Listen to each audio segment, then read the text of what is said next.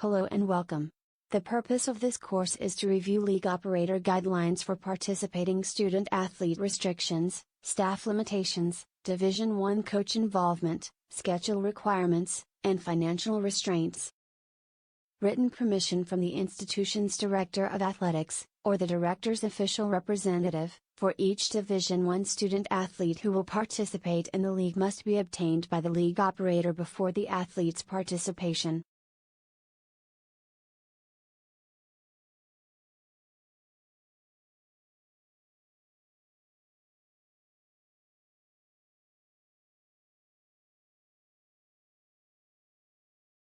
The league operator is responsible for ensuring that all participating Division I student-athletes are compliant with the residency requirements.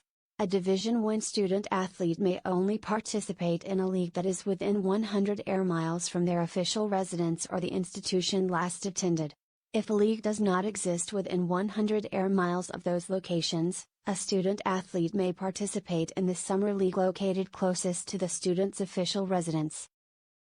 Each team in an NCAA-certified league is limited to no more than 2 athletes with intercollegiate basketball eligibility remaining from the same 2-year or 4-year college, other than a Division II or III member institution.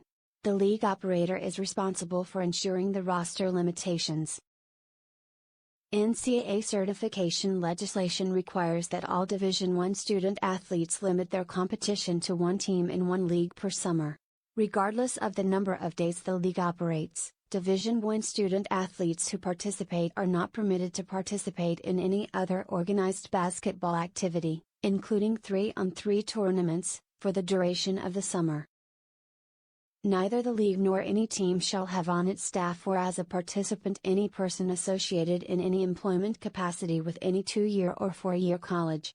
The exception to this rule is that an institutional employee who is not an athletics department staff member and does not have responsibilities directly related to the athletics department may serve as a game official.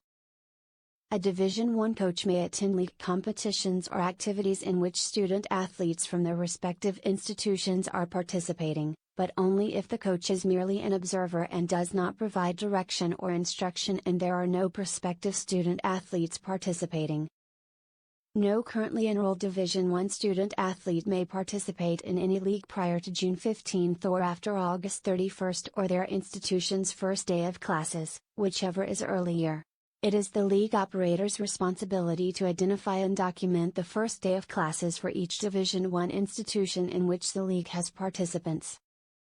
NCAA-certified leagues are prohibited from including any kind of all-star competition. Leagues may conduct postseason playoffs or tournaments only if the student-athlete competes on the same team during the regular season and the playoff or tournament only involves intra-league competition. NCAA legislation prohibits leagues involving Division I student-athletes from utilizing those athletes to generate revenue. Revenue cannot be generated from admission fees for games, raffles or similar activities, live television or radio broadcasts, selling video or rights to league games or parking fees to attend games. Additionally, if the purpose of this league is to generate funding for charity, it would not be permissible for Division I student-athletes to participate and therefore, the activity would not be eligible for league certification. Certified leagues cannot generate revenue regardless of how that revenue will be used. League operators are required to disclose to the NCAA the identity of all league sponsors with the value and/or benefit of that sponsorship. Violations of the rules and requirements in this presentation may render the involved student-athletes ineligible for collegiate competition, which may affect the league's current or future certification. Operators must submit applications at least 30 days prior to the start date of their league. If that deadline is not met, but after adding 30 days to the date of submission there are still dates eligible for certification, ECAG may process the application and grant certification for those dates that are eligible. Any changes, including names, locations, dates, fees, times of games, etc., or cancellations made by an operator post-approval must be reported to ECAG via the Request Change or Cancellation feature in the Basketball Certification System, or BBCS, no later than 48 hours prior to the scheduled start of the league. Failure to report changes by the deadline may render the event ineligible for approval in the same season the following year.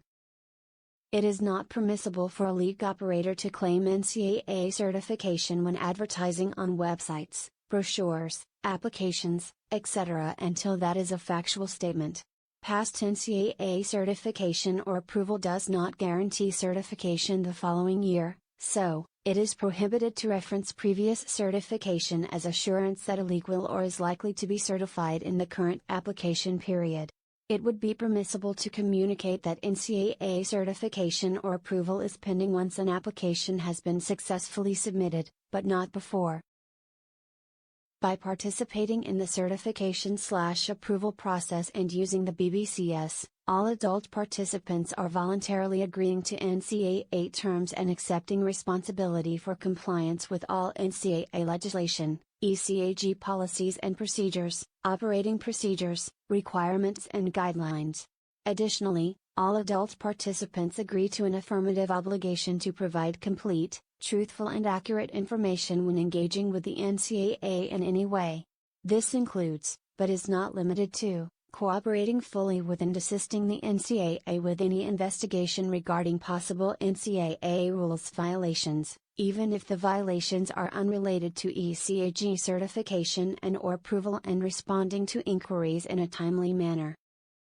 Individuals who operate an NCAA certified league have agreed to an affirmative obligation to provide accurate information to the NCAA. False representation of NCAA certification or approval or the provision of false and misleading information in order to circumvent NCAA legislation or requirements is subject to adverse actions and/or penalties, which the participant agrees to submit to in the BBCS. The presumed minimum penalty is withdrawal of current or denial of future certification or approval to participate in NCAA certified events. ECAG has sole authority to determine when false or misleading information has been provided and assess the resulting penalty. Such decisions are final and not subject to appeal.